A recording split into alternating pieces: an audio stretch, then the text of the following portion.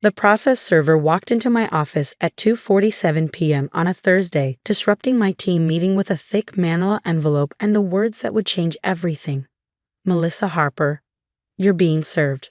20 pairs of eyes watched as I signed for the documents, my hands steady despite the churning in my stomach. I knew who this was from before I even opened it. Only one person in my life had the audacity to sue me for finally saying no. Take 5, everyone, I managed, waiting until the conference room emptied before breaking the seal. Invoice FRDMAGES. From Brandon Harper to Melissa Harper. Amount due $500,000. Itemized list. Emotional damage from premature cessation of support $200,000. Lost career opportunities 2014 to 2024 $150,000. Psychological trauma from abandonment $100,000. Future therapy costs $50,000. Payment due within 30 days or legal action will proceed. My phone buzzed immediately. Brandon, of course. Did you get it? His voice held that familiar whine I'd been funding for a decade. My lawyer says you have to pay. You ruined my life when you cut me off. Brandon, I said carefully, you're 35 years old. Exactly. And I have nothing because you stopped supporting me right when I was about to make it big. Make it big doing what? You've had 14 different careers in 10 years. That's the point. You never let me find myself. You just threw money at me to keep me quiet, and now when I actually need you, you abandon me. My therapist says you created a codependency that you exploited.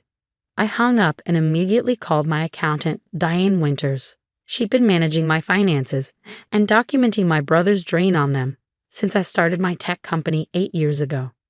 Diane, I need you to pull everything related to Brandon. Every payment, every transfer, every.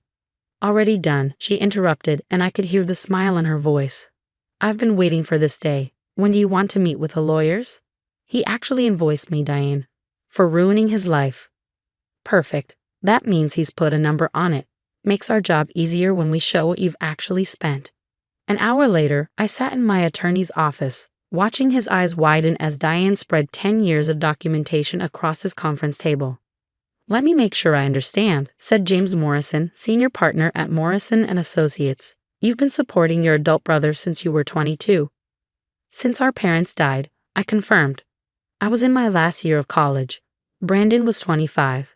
He said he just needed some time to grieve before getting back on his feet.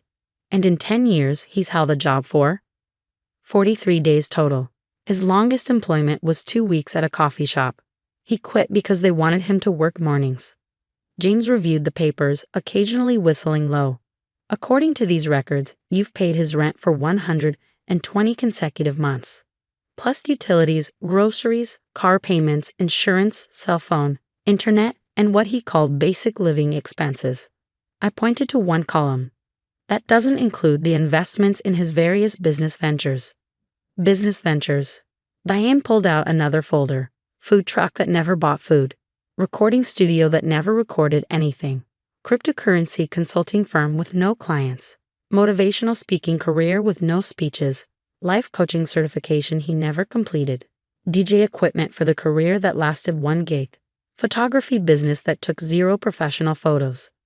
Personal training certification he failed. App development course he dropped out of. And my personal favorite, the meditation retreat center he was going to open once he found the right vibes. Total investment in these ventures, James asked. $73,000, Diane said, on top of the $312,000 in basic support over 10 years. James leaned back. So you've given him $385,000, and he's suing you for $500,000 more. Because I ruined his life by stopping, I said. Last month I told him I was done. I'm getting married, buying a house, starting my own family. I can't keep funding his refusal to grow up. What triggered the decision to cut him off? I pulled out my phone, showing them Brandon's Instagram. He posted photos from his business trip to Cabo. While I was paying his rent, he was at an all-inclusive resort. When I confronted him, he said he needed it for networking. And the legal basis for his lawsuit.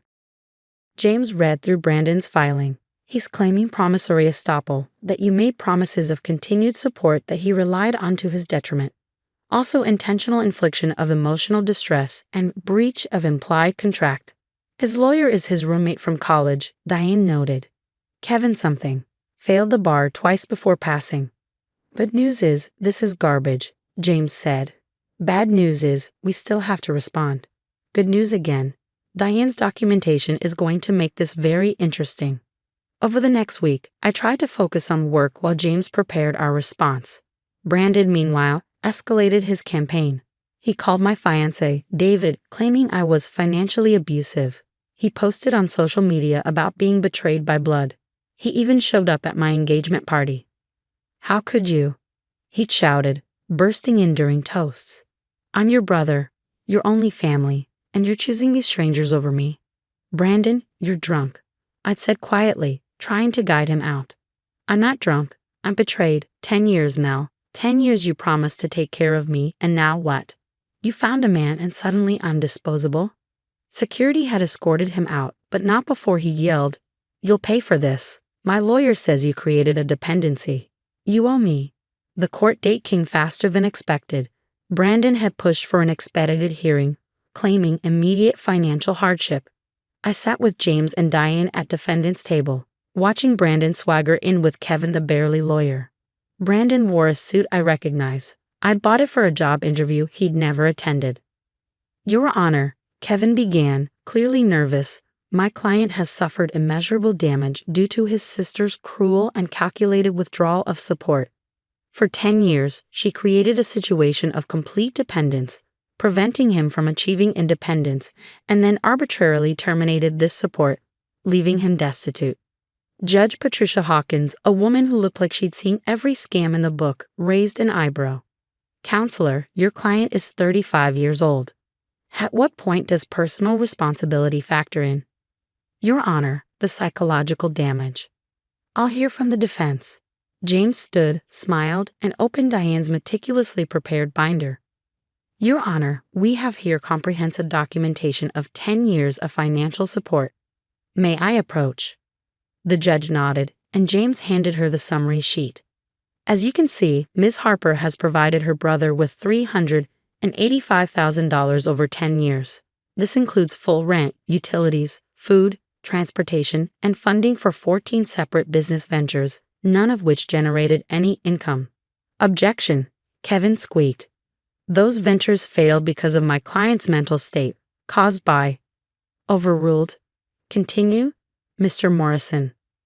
Furthermore, we have documentation showing that during this period of supposed hardship and dependence, Mr. Harper took 6 vacations to tropical destinations, purchased a $3,000 gaming system, and maintained memberships at 3 separate gyms he never attended.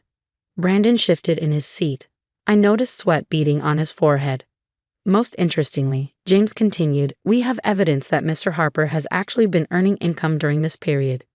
What? I turned to stare at Brandon. He wouldn't meet my eyes. James pulled out another document. 3 years ago, Mr. Harper inherited $50,000 from his grandmother's estate. Instead of using this for living expenses or informing his sister she could reduce support, he invested it in cryptocurrency. According to public blockchain records, that investment is now worth approximately $400,000. The courtroom went silent. Even Kevin looked shocked. Additionally, James continued, relentless. Mr. Harper has been earning money as an online gaming streamer for the past 18 months, averaging $2,000 per month in donations and subscriptions. This income was never disclosed to Ms. Harper, who continued paying all his expenses. Is this true, Mr. Harper? Judge Hawkins asked. Brandon mumbled something. Speak up. It's not that much money, he said defensively, and streaming is hard work. I needed Melissa's support to focus on building my audience. So you were earning $2,000 a month, have $400,000 in cryptocurrency, and still took your sister's money. The crypto could crash any day, and streaming income isn't stable. I needed security. Judge Hawkins turned to me. Ms. Harper, when did you discover this? About 5 minutes ago, Your Honor, I said, my voice shaking. I had no idea. Mr. Harper, the judge's voice could have frozen fire. You've committed fraud. Your sister could sue you for every penny she's given you under false pretenses. Instead, you're here suing her. she promised. Brandon stood up, Kevin frantically trying to pull him down. She said she'd always take care of me. Our parents died and she promised. I was 22. I finally exploded. You were 25.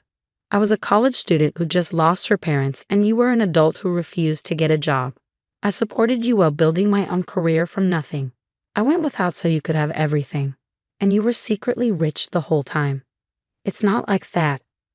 Motion to dismiss? James asked calmly. Granted. With prejudice. Mr. Harper, you're lucky your sister isn't pressing fraud charges. Yet. Judge Hawkins looked at me. Ms. Harper, you have grounds for a countersuit to recover funds obtained through fraud. I suggest you consider it. But Brandon started. Furthermore, the judge continued, I'm ordering you to pay your sister's legal fees for this frivolous lawsuit. Mr. Harper, a word of advice. Your sister gave you a decade of unconditional support most people never get. The fact that you're here, trying to extract more while hiding assets, shows a breathtaking lack of character. Case dismissed. The gavel came down with finality. In the hallway afterward, Brandon tried to approach me. David stepped between us. Mel, please, Brandon called over David's shoulder. I can explain. The crypto thing, I was going to tell you. I just wanted to make sure it was stable first. When? I asked. When it hit $1 million? 2? When were you planning to stop taking my money? I don't know. I was scared. What if I lost it all? Then you get a job like everyone else. You don't understand. You've always been the smart one, the successful one. Everything comes easy to you. I laughed, actually laughed. Easy? I worked 80-hour weeks building my company while paying for your life. I skipped meals to afford your groceries. I drove a 15-year-old car so you could have a new one. Nothing came easy, Brandon. I just did it anyway. I'm your brother, he said desperately. Doesn't that mean anything? It meant everything. That's why I supported you for 10 years. But family isn't a free pass to exploit someone forever. Diane approached with final numbers. Based on the evidence, you could recover at least $150,000 in fraudulently obtained support. Want me to prepare the paperwork? I looked at Brandon, really looked at him. 35 years old, still playing the victim, still believing the world owed him everything while he contributed nothing. No, I decided. Consider it a $150,000 lesson in why I'm done. Brandon, you have $400,000 in crypto. That's more than enough to start over. What you do with it is your choice. But you'll do it without me. Mel. And if you ever contact me again, I will pursue fraud charges. That's not a threat. It's a promise. 3 months later, I married David in a small ceremony. Brandon wasn't invited, but I heard through mutual acquaintances that he'd finally gotten a job. Probably because his lawyer roommate kicked him out after the catastrophic lawsuit. My company is thriving. I can finally invest profits back into growth instead of into Brandon's learned helplessness. David and I bought our house and are planning for children who will learn that love means support, not enablement. Diane still keeps those files though, 10 years of receipts, transfers, and evidence. Proof that I gave everything I could until there was almost nothing left of me. Proof that Brandon took it all and demanded more. Proof that sometimes the best thing you can do for someone is stop saving them from themselves. He invoiced me for ruining his life, but the real invoice, the one written in years of sacrifice and enabling, had finally been paid in full. And the receipt? A dismissed lawsuit and the freedom to live my own life. Some bills, it turns out, you should never have started paying in the first place.